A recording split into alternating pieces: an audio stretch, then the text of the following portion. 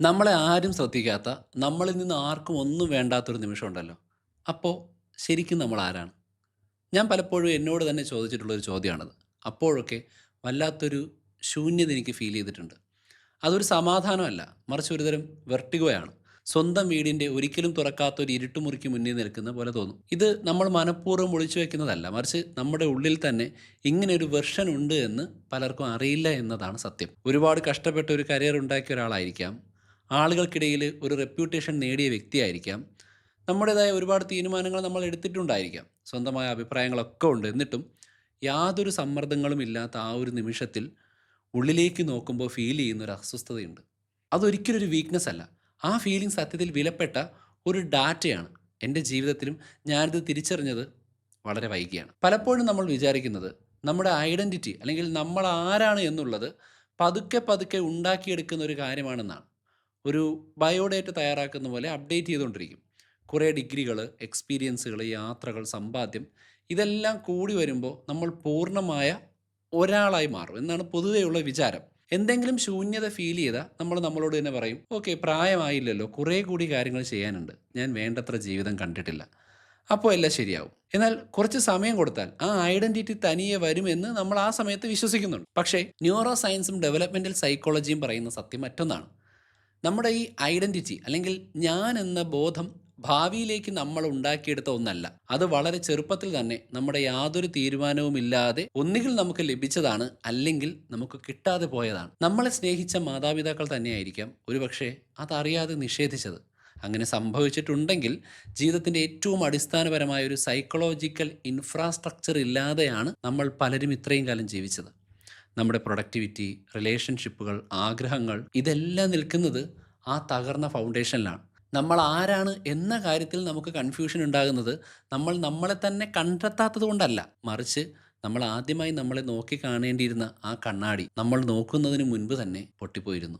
അതുകൊണ്ടാണ് ഒരു മനുഷ്യൻ്റെ ഐഡൻറ്റിറ്റി എങ്ങനെ രൂപപ്പെടുന്നു അല്ലെങ്കിൽ എവിടെ വെച്ച് തകർന്നു പോകുന്നു എന്നതിൻ്റെ കൃത്യമായ ബയോളജിക്കൽ ആൻഡ് സൈക്കോളജിക്കൽ മെക്കാനിസം ഇവിടെയാണ് പ്രവർത്തിക്കുന്നത്. ഉള്ളിലെ ആ ശൂന്യതയ്ക്ക് പരിഹാരം കാണാൻ ശ്രമിക്കുന്നത് പലപ്പോഴും തെറ്റായ വഴികളിലൂടെയാണ്. എനിക്ക് കോൺഫിഡൻസ് ഇല്ല, അല്ലെങ്കിൽ മറ്റുള്ളവർ എന്ത് വിചാരിക്കും എന്ന് ഞാൻ വല്ലാതെ ചിന്തിക്കുന്നു എന്നൊക്കെ പലപ്പോഴും പരാതി പറയാറുണ്ട്. ഇതിനൊരു പരിഹാരമായിട്ട് സോളോ ട്രിപ്പ് പോവും, ദിവസവും രാവിലെ എഴുന്നേറ്റ് ജേർണലിംഗ് ചെയ്യും, സെൽഫ് ഡിസ്കവറിയെ കുറിച്ചുള്ള പോഡ്കാസ്റ്റുകൾക്കും. യഥാർത്ഥത്തിൽ ഇതൊന്നും വർക്കാകില്ല. കാരണം കോൺഫിഡൻസ് ഇല്ലാത്തതോ മറ്റുള്ളവരുടെ വിമർശനങ്ങളെ ഭയക്കുന്നതോ അല്ല യഥാർത്ഥ പ്രശ്നം. അവ വെറും സിംറ്റംസ് മാത്രമാണ്. ഒരു പുഴയുടെ ഉപരിതലത്തിൽ കാണുന്ന ഓളങ്ങളെ മാത്രം നിയന്ത്രിക്കാനാണ് നമ്മൾ ശ്രമിക്കുക. അടിത്തട്ടിലുള്ളത് ഓളങ്ങളെ നോക്കിയാൽ മനസ്സിലാവില്ല. അപ്പോൾ ഇതിൻ്റെ ഒരു യഥാർത്ഥ പ്രശ്നമായിട്ട് ഞാൻ മനസ്സിലാക്കുന്നത്, ഉയർന്ന നിലയിൽ എത്തി നിൽക്കുന്ന ആളുകളിൽ പോലും ഒരു വലിയ ശതമാനം ആളുകൾക്കും സ്റ്റേബിൾ സെൽഫ് കോൺസെപ്റ്റ് ഇല്ല എന്നതാണ്. നമ്മുടെ ഐഡൻറ്റിറ്റി വളരെ അൺസ്റ്റേബിളാണ്, അസ്ഥിരമായിരിക്കും. നമ്മൾ നിൽക്കുന്ന മുറിയിലെ ആളുകൾക്കനുസരിച്ച് അത് മാറിക്കൊണ്ടിരിക്കും. ഒരാൾ നല്ലത് പറഞ്ഞാൽ പെട്ടെന്ന് അത് വലുതാകും, ആരെങ്കിലും വിമർശിച്ചാൽ അപ്പോഴേ തകർന്നു വീഴും. കാരണം നമ്മുടെ ഐഡൻറ്റിറ്റിക്ക് ഒരിക്കലും ഉള്ളിൽ നിന്ന് തന്നെയുള്ള ഒരു ആങ്കർ ഉണ്ടായിരുന്നില്ല. കോൺഫിഡൻസിന് ഒരു ഫൗണ്ടേഷൻ വേണം. ബാഹ്യമായ അഭിപ്രായങ്ങളെ ആശ്രയിക്കാതെ ഞാൻ ആരാണ്, എൻ്റെ വില എന്താണ് എന്ന് ഉറച്ചു നിൽക്കുന്ന ഒരു ഫൗണ്ടേഷൻ. ഈ പ്രശ്നത്തിൻ്റെ ഫസ്റ്റ് മെക്കാനിസം സ്റ്റാർട്ട് ചെയ്യുന്നത് നമ്മൾ സംസാരിക്കാനും തുടങ്ങുന്നതിന് മുൻപാണ്. ഡെവലപ്മെൻ്റൽ സൈക്കോളജിസ്റ്റുകൾ ഇതിനെ മിററിംഗ് എന്ന് വിളിക്കുന്നു. ഡൊണാൾഡ് വിന്നിക്കോട്ട് എന്ന പ്രശസ്തനായ സൈക്കോ അനലിസ്റ്റ് പഠിച്ചെടുത്ത ഈ പ്രോസസ്സിൽ പറയുന്നത്, ഒരു കുട്ടി ആദ്യമായി നോക്കുന്ന റിലേഷണൽ മിറർ സ്വന്തം അമ്മയുടെ മുഖമാണ് എന്നാണ്. ആ കുട്ടി സ്വന്തം അമ്മയെ നോക്കുമ്പോൾ ആ കുട്ടിയുടെ ഇമോഷൻസ് വളരെ കൃത്യമായി സ്നേഹത്തോടെ ആ മുഖത്ത് പ്രതിഫലിക്കണം. കുട്ടി കരയുമ്പോൾ മുഖത്ത് കരുതൽ വേണം അമ്മയുടെ. ചിരിക്കുമ്പോൾ മുഖം തിളങ്ങണം. കുട്ടിക്ക് പേടി തോന്നുമ്പോൾ ഞാൻ നിൻ്റെ പേടി കാണുന്നുണ്ട്, നീ സേഫാണ് എന്നൊരു തോന്നൽ ആ എക്സ്പ്രഷനിൽ നിന്ന് കിട്ടണം. സ്വന്തം ഉള്ളിലെ വികാരങ്ങൾ യഥാർത്ഥമാണെന്നും അതിനൊരു വാല്യൂ ഉണ്ട് എന്നും നമ്മൾ പഠിക്കുന്നത് ഈ ഒരു പ്രോസസ്സിലൂടെയാണ്. മറ്റൊരാളുടെ കണ്ണിലൂടെയാണ് നമ്മൾ സ്വന്തം ലോകത്തെ കാണാൻ പഠിക്കുന്നത് എന്ന് സാരം. വിന്നിക്കോട്ട് നിരീക്ഷിച്ച പോലെ ഈ മിററിംഗ് കൃത്യമായി നടക്കാതെ ഇരുന്നാൽ നമ്മുടെ ഉള്ളിൽ ഒരുതരം ഐഡൻറ്റിറ്റി വാക്വം ഉണ്ടാകാറുണ്ട്. സ്വന്തം ഐഡൻറ്റിറ്റി നിൽക്കേണ്ട സ്ഥാനത്ത് വലിയൊരു ശൂന്യത വരും. ആ ശൂന്യതയിലേക്ക് മറ്റെന്തൊക്കെയോ കടന്നു വരും. മറ്റാളുകൾ നമ്മളെക്കുറിച്ച് പറയുന്ന കാര്യങ്ങൾ, സമൂഹത്തിൻ്റെ അംഗീകാരം, എക്സ്റ്റേണൽ വാലിഡേഷൻ, മറ്റുള്ളവർ അംഗീകരിക്കുന്നതുവരെ സ്വന്തം കഴിവിൽ വിശ്വാസമില്ലാത്തൊരവസ്ഥയിലേക്ക് നമ്മൾ വളരും. ഇതൊരു സാധാരണ ലോ സെൽഫ് എസ്റ്റീമായിട്ട് എനിക്ക് തോന്നുന്നില്ല. വ്യക്തിത്വത്തിൻ്റെ അല്ലെങ്കിൽ സെൽഫിൻ്റെ ഏറ്റവും അടിസ്ഥാനപരമായിട്ടുള്ള സ്ട്രക്ചറൽ ഗ്യാപ്പാണ്. സെക്കൻഡ് മെക്കാനിസം അല്ലെങ്കിൽ രണ്ടാമത്തെ മെക്കാനിസം പ്രവർത്തിക്കുന്നത് തലച്ചോറിൻ്റെ ന്യൂറോളജിക്കൽ ലെവലിലാണ്. നമ്മുടെ ബ്രെയിൻ ഒരു പ്രഡിക്ഷൻ മെഷീനാണ്. ന്യൂറോ സയൻറ്റിസ്റ്റായ കോൾ ഫ്രിസ്റ്റൺ വികസിപ്പിച്ച ഫ്രീ എനർജി പ്രിൻസിപ്പിൾ പറയുന്നത് നമ്മുടെ തലച്ചോറ് എപ്പോഴും ഈ ലോകത്തെക്കുറിച്ചൊരു മോഡൽ ക്രിയേറ്റ് ചെയ്യുകയും പുറത്തു നിന്ന് കിട്ടുന്ന ഡാറ്റ വെച്ച് അതിനെ എപ്പോഴും അപ്ഡേറ്റ് ചെയ്യുകയും ചെയ്യുന്നു. നമ്മൾ ആരാണ് എന്നുള്ള നമ്മുടെ തോന്നലും ഇതേപോലെയുള്ള ഒരു പ്രഡിക്ഷൻ മോഡലാണ്. നമ്മുടെ വാല്യൂസ്, നമ്മൾ കൽപ്പിക്കുന്ന വില, കഴിവുകൾ എന്നിവയെക്കുറിച്ച് ബ്രെയിൻ എപ്പോഴും ഒരു സെൽഫ് മോഡൽ ജനറേറ്റ് ചെയ്യാൻ ശ്രമിക്കാറുണ്ട്. ഈ മോഡൽ എത്രത്തോളം സ്ട്രോങ് ആണ് എന്ന് തീരുമാനിക്കുന്നത് അത് ആദ്യമായി നിർമ്മിക്കാൻ ഉപയോഗിച്ച ഡാറ്റ എത്രത്തോളം റിലയബിൾ ആയിരുന്നു, അല്ലെങ്കിൽ ആ ആങ്കറിംഗ് പോയിൻ്റ് എങ്ങനെയായിരുന്നു എന്നതിനെ ആശ്രയിച്ചാണ്. കുട്ടിക്കാലത്തെ മിററിംഗ് മോശമായിരുന്നെങ്കിൽ ബ്രെയിൻ ഈ സെൽഫ് മോഡൽ നിർമ്മിച്ചിരിക്കുന്നത് അൺസ്റ്റേബിൾ ആയിട്ടുള്ള ഡാറ്റ വെച്ചിട്ടാണ്. വളരെ ചെറിയ ഒരു നെഗറ്റീവ് ഫീഡ്ബാക്ക് കിട്ടിയാൽ ആ മോഡൽ അപ്പാടെ തകർന്നു വീഴും. അതുപോലെ ചെറിയൊരു പോസിറ്റീവ് ഫീഡ്ബാക്ക് കിട്ടിയാൽ പെട്ടെന്ന് ഇൻഫ്ലേറ്റ് ചെയ്യുകയും ചെയ്യും. ജീവിതത്തിൽ യാതൊരു പ്രസക്തിയുമില്ലാത്ത ആരോ ഒരാൾ പറയുന്ന വിമർശനം പോലും നമ്മളെ ദിവസങ്ങളോളം തളർത്തി കളയുന്നതും അപരിചിതരുടെ കോംപ്ലിമെൻറ്റ് വല്ലാത്തൊരു ഹൈ തരുന്നതും ഇതുകൊണ്ടാണ്. സ്ഥിരതയില്ലാത്ത ഡാറ്റ വെച്ച് നിർമ്മിച്ച ഒരു മോഡൽ സെൽഫ് മോഡൽ അപ്ഡേറ്റ് ചെയ്യാൻ ശ്രമിക്കുമ്പോൾ ബ്രെയിൻ അതിൻ്റെ ഡിസൈൻ അനുസരിച്ച് കൃത്യമായി പ്രവർത്തിക്കുന്ന ഒരു സൂചനയാണിത്. മൂന്നാമത്തെ മെക്കാനിസം ഇതിലും കോംപ്ലക്സ് ആയൊരു ഐഡൻറ്റിറ്റി സബ്സ്റ്റിറ്റ്യൂഷനാണ്. ഉള്ളിൽ കൃത്യമായൊരു ബോധമില്ലാത്ത നമ്മൾ എപ്പോഴും ആ ശൂന്യതയും പേര് നടക്കില്ല എന്നർത്ഥം. അതിന് പകരം പുറമേയുള്ള കുറേ പെർഫോമൻസുകളെ കൊണ്ടുവന്ന് വയ്ക്കും. നമ്മുടെ ജോലി, ടൈറ്റിൽ, ആളുകൾ ഇഷ്ടപ്പെടുന്ന നമ്മുടെ പേഴ്സോണ, അത് മാത്രമായി നമ്മൾ മാറും. എറിക് എറിക്സൺ ഇതിനെ ഫോർ ക്ലോസ്ഡ് അല്ലെങ്കിൽ ഡിഫ്യൂസ് ഐഡൻറ്റിറ്റികൾ എന്നാണ് വിളിക്കുന്നത്. ഫോർ ക്ലോസ്ഡ് ഐഡൻറ്റിറ്റി എന്ന് പറഞ്ഞാൽ സ്വന്തം താല്പര്യങ്ങൾ നോക്കാതെ സമൂഹമോ കുടുംബമോ തരുന്ന ഐഡൻറ്റിറ്റി സ്വീകരിക്കുന്നു. ഡിഫ്യൂസ് ഐഡൻറ്റിറ്റി എന്നാൽ പോകുന്ന സ്ഥലങ്ങൾക്കും കാണുന്ന ആളുകൾക്കും അനുസരിച്ച് സ്വയം പൂർണ്ണമായി മാറ്റിക്കൊണ്ടിരിക്കും. ഇങ്ങനെ ജീവിക്കുന്ന മിക്ക ആളുകൾക്കും ഈ പ്രശ്നമുണ്ടെന്ന് പോലും അറിയില്ല. പുറമേ നിന്ന് നോക്കുമ്പോൾ അവർ വളരെ പെർഫെക്റ്റ് ആയിരിക്കും. നിങ്ങളുടെ മനസ്സ് വായിച്ച് അവർക്ക് വേണ്ടതുപോലെ പെരുമാറാൻ കഴിയുന്ന ഈ കഴിവിനെ സമൂഹം സോഷ്യൽ ഇൻ്റലിജൻസ് എന്ന് വിളിക്കുമ്പോൾ ക്ലിനിക്കൽ സൈക്കോളജി കാണുന്നത് സ്വന്തമായി ഐഡൻറ്റിറ്റി ഇല്ലാത്തതിനെ മറികടക്കാനുള്ള ഒരു തന്ത്രമായിട്ടാണ്. നമ്മൾ നമ്മളോട് തന്നെ ചോദിച്ചു നോക്കേണ്ട ഒരു ചോദ്യമുണ്ട്. നമ്മൾ ഒരുപാട് ബഹുമാനിക്കുന്ന ഒരാൾ നമ്മുടെ ഒരു തീരുമാനത്തെയോ ചിന്തയെയോ വിമർശിക്കുമ്പോൾ ആദ്യത്തെ 30 സെക്കൻഡിൽ എന്താ സംഭവിക്കുന്നത്, അല്ലെങ്കിൽ എന്താ ഫീൽ ചെയ്യുന്നത്? ഒരു വിയോജിപ്പ് മാത്രമാണോ, അതോ ഒരു ഭീഷണിയാണോ? നമ്മുടെ ജീവന് നേരെ ഭീഷണി ഉണ്ടാകുമ്പോൾ പ്രവർത്തിക്കുന്ന അതേ ന്യൂറൽ സർക്യൂട്ടുകൾ തന്നെയാണ് തലച്ചോറിൽ ഈ സമയത്തും ആക്റ്റീവ് ആവുന്നത്. അതായത് നമ്മളോട് വിയോജിക്കുമ്പോഴും അയാൾക്കെതിരെ നമുക്ക് തോന്നുന്നത്. നമ്മുടെ ഇത്തരം കാര്യങ്ങൾ നിയന്ത്രിക്കുന്ന തലച്ചോറിലെ അമിഗ്ഡലയ്ക്ക് ആരോ എൻ്റെ അഭിപ്രായത്തോട് വിയോജിക്കുന്നു എന്നതിനെയും എൻ്റെ ജീവൻ അപകടത്തിലാണ് എന്നതിനെയും തമ്മിൽ തിരിച്ചറിയാൻ പറ്റില്ല. ഐഡൻറ്റിറ്റി അൺസ്റ്റേബിൾ ആയിരിക്കുമ്പോൾ ഏത് ചെറിയ വിമർശനവും ഒരു എക്സിസ്റ്റൻഷ്യൽ ത്രെറ്റായി ഫീൽ ചെയ്യും. നമ്മുടെ ജീവന് നേരെയുള്ള ചലഞ്ചായിട്ട് തോന്നും. അതുപോലെ ആരെങ്കിലും പുകഴ്ത്തുമ്പോൾ കിട്ടുന്ന അമിതമായ സന്തോഷം വളരെ കാലമായി സ്ട്രോങ് ആയ ഡാറ്റ കിട്ടാതെ വിശന്ന് കിടക്കുന്ന നമ്മുടെ സെൽഫ് മോഡലിന് കിട്ടുന്ന ന്യൂട്രീഷനാണ്. അതൊരു അഹങ്കാരമല്ല. കുട്ടിക്കാലത്ത് യാതൊരു കണ്ടീഷനും ഇല്ലാതെ കിട്ടേണ്ടിയിരുന്ന അംഗീകാരം കിട്ടാതിരുന്ന് കിട്ടിയതിൻ്റെ ഒരു ആഹ്ലാദം, അല്ലെങ്കിൽ ആ വിശപ്പിന് കിട്ടിയ ഭക്ഷണമാണ്. ഞാൻ പലപ്പോഴും പറയുന്ന കാര്യമുണ്ട്, ഇത്തരം പ്രശ്നങ്ങൾ വ്യക്തിപരമായിട്ടുള്ള പരാജയങ്ങളായിട്ടാണ് പലരും കണക്കാക്കാറുള്ളത്. പക്ഷേ ഞാൻ ഒരിക്കലും അങ്ങനെ നിങ്ങളോട് പറയില്ല. മനുഷ്യൻ്റെ നെർവസ് സിസ്റ്റം ഇവോൾവ് ചെയ്ത് വന്നതിൻ്റെ ഒരു സാഹചര്യമാണ് ഈ ഫീഡ്ബാക്കുകളുമായിട്ട് ബന്ധപ്പെട്ട് കിടക്കുന്നത്. അതായത് പണ്ട് കാലത്ത് വളരെ പതിയാണ് ഫീഡ്ബാക്ക് കിട്ടുക. അന്ന് വിമർശനങ്ങൾക്ക് ഒരു വെയിറ്റ് ഉണ്ട്. ഒരു 100-150 പേരൊക്കെ ഉള്ളൊരു ഗോത്രത്തിനുള്ളിൽ നമ്മൾ ജീവിക്കുമ്പോൾ വല്ലപ്പോഴുമാണ് വാലിഡേഷൻ കിട്ടുക. അത് വിമർശനമായാലും അനുകൂലമായാലും. സോ അതിനൊക്കെ ഒരു റീസൺ ഉണ്ട്. നമുക്കറിയാവുന്ന, നമ്മളുമായിട്ട് ഹിസ്റ്ററി പങ്കിടുന്ന, പണ്ട് നമ്മളുമായിട്ട് ഒരുപാട് അനുഭവങ്ങളുള്ളവരാണത് പറയുക. സോ ഇത് മനസ്സിലാക്കിയെടുക്കാൻ നമുക്ക് ആവശ്യത്തിന് സമയം കിട്ടും. പക്ഷേ ഇന്നത്തെ സോഷ്യൽ മീഡിയ ലോകത്ത് ഒരു അസ്ഥിരമായ സെൽഫ് മോഡലാണ് യാതൊരു കൺട്രോളും ഇല്ലാതെ നമുക്ക് വരിക. ആയിരക്കണക്കിന് ഫീഡ്ബാക്കുകളാണ്. ഞാനിപ്പോൾ ഈ വീഡിയോ തന്നെ നിങ്ങൾ കാണുമ്പോൾ അതിനകത്ത് ഒരുപാട് കമൻറ്റ് കാണും. ഈ കമൻറ്റിൽ ഒരുപാട് നല്ലത് കാണും, ഒരുപാട് മോശപ്പെട്ടത് കാണും. പക്ഷേ ഈ നല്ലതും മോശപ്പെട്ടതും ആയിട്ടുള്ള കാര്യങ്ങൾ ഇടുന്ന കുറേ ആളുകളെ എനിക്ക് അറിയാമായിരിക്കും. അവരെനിക്ക് മെയിൽ അയക്കുകയും എൻ്റെ കോഴ്സ് അറ്റൻഡ് ചെയ്യുകയും അതിലൂടെ വാട്സപ്പിൽ സംസാരിക്കുകയും എൻ്റെ പ്രോഗ്രാമുകളിലും ലൈവ് സെഷൻസിലൊക്കെ പങ്കെടുക്കുന്നവരായതുകൊണ്ട് കുറേ പേര് എനിക്കറിയാം. പക്ഷേ കുറേ പേര് എന്തിനാണ് പുകഴ്ത്തി പറയുന്നത്, അല്ലെങ്കിൽ എന്തിനാണ് എന്നെ തെറി വിളിക്കുന്നത് എന്നെനിക്ക് അവരുമായിട്ടുള്ള ഈ ബന്ധമില്ലാതെയാണ് ഞാൻ കാണുന്നത്. സോ ഇത്തരം അൽഗോരിതങ്ങൾ ഡിസൈൻ ചെയ്യപ്പെട്ടിരിക്കുന്നത് മറ്റുള്ളവരുടെ ഇമോഷൻസിനെ ചൂഷണം ചെയ്യാനാണ്. ഒന്നുകിൽ എക്സ്ട്രീം പോസിറ്റീവായ ഫീഡ്ബാക്ക്, അല്ലെങ്കിൽ എക്സ്ട്രീം നെഗറ്റീവായിട്ടുള്ള ഫീഡ്ബാക്കാണ് നമ്മളിൽ എത്തുന്നത്. സോ അസ്ഥിരമായ ഐഡൻറ്റിറ്റി ഉള്ള ഒരാളെ സംബന്ധിച്ചിടത്തോളം ഈ വരുന്ന ഓരോ കമൻറ്റും ലൈക്കും അവരുടെ ഐഡൻറ്റിറ്റിയെ തന്നെ ചോദ്യം ചെയ്യുന്ന വലിയ ഈവൻറ്റുകളായി മാറാറുണ്ട്.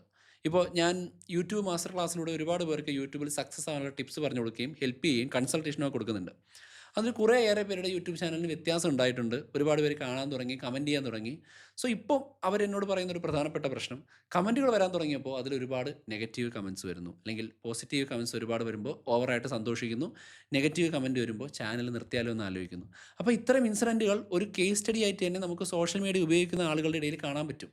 സോഷ്യൽ മീഡിയ പ്ലാറ്റ്ഫോമുകളിൽ ഒരുപാട് ഫോളോവേഴ്സ് ഉള്ളവരും ഇൻഫ്ലുവൻസേഴ്സും സിനിമാ മേഖലയിൽ വർക്ക് ചെയ്യുന്നവരും ക്രിക്കറ്റ് താരങ്ങളും ഉൾപ്പെടെ പലരും ഈ വലിയ ശൂന്യത അനുഭവിക്കുന്നതിൻ്റെ ഒരു റീസൺ ഞാൻ ഈ പറഞ്ഞ കാര്യങ്ങളാണ്. അതായത് അവർ നോക്കിക്കൊണ്ടിരിക്കുന്ന കണ്ണാടിയായിട്ടുള്ള ഓഡിയൻസിൻ്റെ താല്പര്യങ്ങൾ മാറുമ്പോൾ അവരുടെ ഐഡൻറ്റിറ്റി മാറുന്നൊരു പ്രശ്നമുണ്ട്.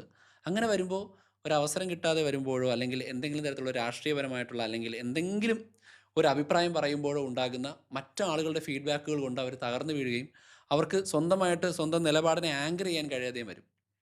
നമ്മുടെ യഥാർത്ഥ കഴിവും നമ്മളെക്കുറിച്ചുള്ള നമ്മുടെ വ്യക്തതയും തമ്മിലുള്ളൊരു ഗ്യാപ്പ്, അത് കുട്ടിക്കാലത്ത് നഷ്ടപ്പെട്ട അടിസ്ഥാനപരമായിട്ടുള്ള കാര്യങ്ങൾ എത്രത്തോളം വലുതായിരുന്നു എന്നതിൻ്റെ തെളിവാണ്. ഞാൻ ഈ പറയുന്ന ഓരോ പോയിൻറ്റും പാരൻറ്റിങ് എന്ന് പറയുന്ന ഒരു കാര്യത്തിൻ്റെ ആവശ്യകതയും അതിൻ്റെ ഡെപ്തുമാണ് ചൂണ്ടിക്കാണിക്കുന്നതെന്ന് നിങ്ങൾക്ക് മനസ്സിലാവുന്നുണ്ടല്ലോ. കുട്ടിക്കാലത്ത് കൃത്യമായ മിററിങ് കിട്ടി വളർന്നവർ ഒരു ഇൻറ്റേർണൽ റെഫറൻസ് പോയിൻ്റ് കൊണ്ടു നടക്കുന്നുണ്ട് എന്നർത്ഥം. സ്വന്തം യാഥാർത്ഥ്യത്തെക്കുറിച്ച് വളരെ സെറ്റിൽഡ് ആയിട്ടുള്ളൊരു ബോധമാണിത്. അത് ശരിയോ തെറ്റോ ആവട്ടെ, പക്ഷേ അവർക്ക് വിമർശനങ്ങളെ ശാന്തമായി കേൾക്കാനും പ്രശംസകളിൽ അഡിക്റ്റ് ആവാതെ സ്വീകരിക്കാനും കഴിയും. ഡെവലപ്മെൻറ്റൽ സൈക്കോളജിസ്റ്റ് ആയിട്ടുള്ള ജോൺ ബോൾബി ഇതിനെ സെക്യൂർ അറ്റാച്ച്മെൻ്റ് എന്ന് വിളിക്കുന്നുണ്ട്. കൃത്യമായി സെക്യൂർ അറ്റാച്ച്മെൻ്റ് ഉള്ള ഒരാൾ തങ്ങളുടെ ഉള്ളിൽ ഒരു സെക്യൂർ ബേസ് കൊണ്ട് നടക്കുന്നുണ്ട്. അതവർക്ക് കിട്ടിയത് അവർ യഥാർത്ഥത്തിൽ ആരാണെന്ന് സ്നേഹത്തോടെ മനസ്സിലാക്കിയ ആരോ ഒരാളിൽ നിന്നാണ്. ഈ സെക്യൂർ ബേസ് ഇല്ലാതെ വരുമ്പോൾ ആ പൂർണ്ണമാകാത്ത ആവശ്യങ്ങൾ അമിതമായ സെൻസിറ്റിവിറ്റിയായും ലക്ഷ്യമില്ലാത്ത ആഗ്രഹങ്ങളായും പുറത്തു വരും. നമ്മുടെ ഈ ഐഡൻറ്റിറ്റി വെറും ഒരു പെർഫോമൻസിലൂടെ രൂപപ്പെട്ടതാണെങ്കിൽ നമ്മൾ ഇപ്പോൾ വിശ്വസിക്കുന്ന അഭിപ്രായങ്ങളിൽ എത്ര എണ്ണം യഥാർത്ഥത്തിൽ നിങ്ങളുടേതാണ്? പ്രശസ്ത ഫിലോസഫറായിട്ടുള്ള ചാൾസ് ടെയ്ലർ ഇതിനെ ഓതൻറ്റിസിറ്റി എന്ന് വിളിക്കും. ഇന്നത്തെ കാലത്ത് ഷാലോ ആയ ബി യുവർ സെൽഫ് എന്ന അർത്ഥത്തിലല്ല ഇത് അദ്ദേഹം പറഞ്ഞത്, മറിച്ച് നമ്മൾ വിശ്വസിക്കുന്ന കാര്യങ്ങളിൽ ഏതൊക്കെയാണ് ശരിക്കും നമ്മളുടേത്, ഏതൊക്കെയാണ് മറ്റുള്ളവരിൽ നിന്നും പഠിച്ചെടുത്തത് അല്ലെങ്കിൽ വെറുതെ പെർഫോം ചെയ്യുന്നത് എന്ന് കൃത്യമായി വേർതിരിച്ചറിയാനുള്ള കഠിനമായ പ്രക്രിയയാണിത്. സ്വന്തം ഐഡൻറ്റിറ്റി കണ്ടെത്തുന്നതിനേക്കാൾ അതിനെ ഒരു പെർഫോമൻസ് ആയിട്ട് കാണിക്കാനാണ് സൊസൈറ്റി പലപ്പോഴും ശ്രമിക്കുക. അതിനാണ് റിവാർഡ് കിട്ടുക.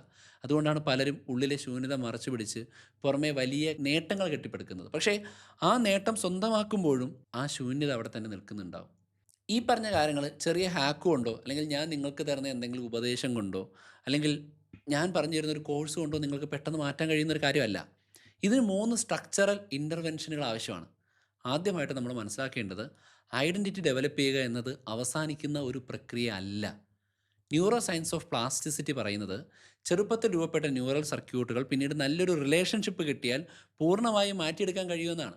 സൈക്കോ തെറാപ്പി എന്ന ഫീൽഡ് തന്നെ വർക്ക് ചെയ്യുന്നത് ഇത്തരം കാര്യങ്ങളിലൂടെ കിട്ടുന്ന പുതിയൊരു റിലേഷണൽ എക്സ്പീരിയൻസ് കൊണ്ടാണ്. വളരെ കൃത്യമായി ശ്രദ്ധയോടെ യാതൊരു മുൻവിധിയുമില്ലാതെ മറ്റൊരാൾ കേൾക്കുകയും കാണുകയും ചെയ്യുന്ന അനുഭവം നമ്മുടെ സെൽഫ് മോഡലിൻ്റെ ന്യൂറൽ ആർക്കിടെക്ചർ പുതുക്കി പണിയും.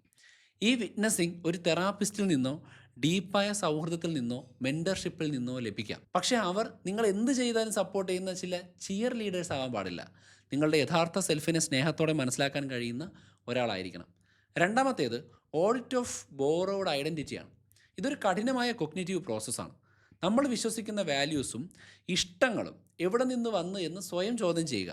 സ്വന്തം അനുഭവത്തിൽ നിന്നും ലോജിക്കിൽ നിന്നും വന്നതാണോ അതോ മറ്റുള്ളവരുടെ മുന്നിൽ പിടിച്ചു നിൽക്കാനായിട്ട് ഡിഫൻസായി ക്രിയേറ്റ് ചെയ്തതാണോ എന്ന് വേർതിരിക്കുക. ഈ ചോദ്യം ചെയ്യലിൽ അതിജീവിച്ച് നിൽക്കുന്ന കുറച്ച് കാര്യങ്ങളാണ് യഥാർത്ഥ ഐഡൻറ്റിറ്റിയുടെ തുടക്കം. കടമെടുത്ത കുറേയധികം കാര്യങ്ങൾ ഉള്ളതിനേക്കാൾ എത്രയോ മടങ്ങ് വിലപ്പെട്ടതാണിത്. മൂന്നാമത്തേത് അനിശ്ചിതത്വത്തെ അൺസെർട്ടനിറ്റി സഹിക്കാൻ പഠിക്കുക എന്നുള്ളതാണ്. സെൽഫ് മോഡൽ ഫ്രെജൈലാകുമ്പോൾ നമ്മളെക്കുറിച്ചുള്ള സംശയങ്ങൾ പെട്ടെന്ന് സോൾവ് ചെയ്യാൻ നമ്മൾ മറ്റുള്ളവരിലേക്ക് ഓടും.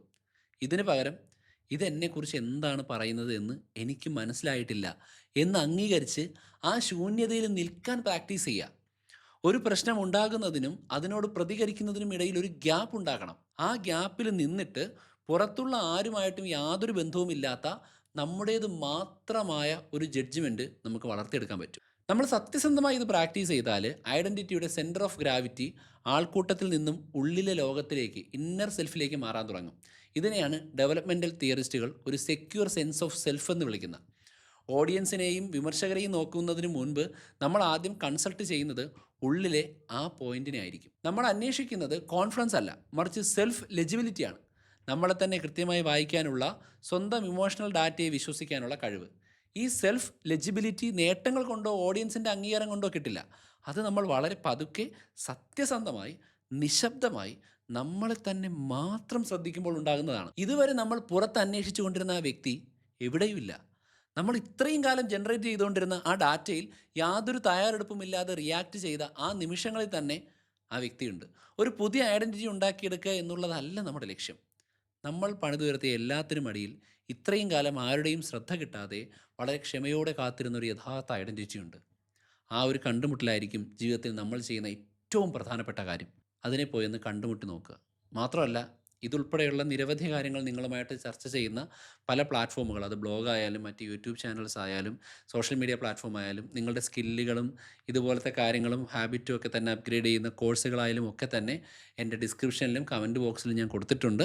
courses.jrstudioedu.com സന്ദർശിക്കുകയാണെങ്കിൽ ഇത്തരം വിഷയങ്ങളുടെ ഒരു എലാബറേറ്റഡ് വെർഷൻ കൂടി ചെറിയൊരു പേയ്മെൻറ്റിൽ നിങ്ങൾക്ക് ലഭ്യമാക്കാൻ കഴിയുന്ന ക്ലാസ്സുകളായി അവതരിപ്പിക്കാനായിട്ട് ഞാൻ പ്ലാൻ ചെയ്തിട്ടുണ്ട്. അത്തരം കാര്യങ്ങൾ തീർച്ചയായിട്ടും ചെക്കൗട്ട് ചെയ്യുക. ഇത്തരം വീഡിയോകൾ കണ്ടതിന് ശേഷം നേരെ അതും കൂടി കണ്ടാൽ മാത്രമേ നിങ്ങളുടെ ജേണി പൂർത്തിയാവും. അപ്പോൾ അടുത്ത എപ്പിസോഡിൽ വീണ്ടും കാണാം.